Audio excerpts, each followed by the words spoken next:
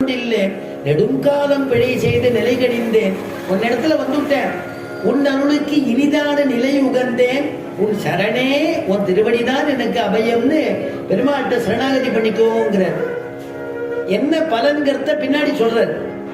பலஸ்துதியில அடுத்த 4 லைன்ல சொல்லும் பொழுது, மண்ணிருளாய் நின்ற நிலை எனக்கு தீர்த்தே வானவர்தம் வாழ்ச்சிதர வரித்தேன் உன்னை.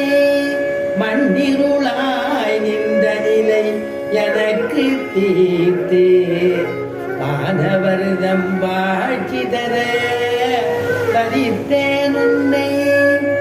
இன்னருளால் இனி எனக்கோர் பதம் ஏற்றாமல் என் திருமால் அடைக்கலம் கொள் என்னை நீயே. மண்ணிருளாய் அப்படின்னா இந்த அஞ்ஞான உலகத்திலேருந்து என்னை விடுவிக்கணும்.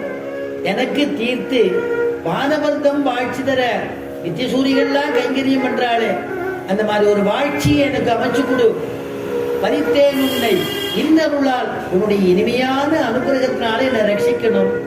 இன்னருளால் இனி எனக்கோர் பரம் ஏற்றாமல் என் திருமால் அடைக்கலம் கொள் என்னை நீ ஏன்னு பிரார்த்திக்கிறது. அந்த மாதிரி பிரார்த்திக்கணும்னா என்ன பண்ணணும் அப்படின்னா, ஆண்டாள் சொல்ற மாதிரி அவனையே நினைச்சுட்டு இருக்கணும். அனவர்தமும்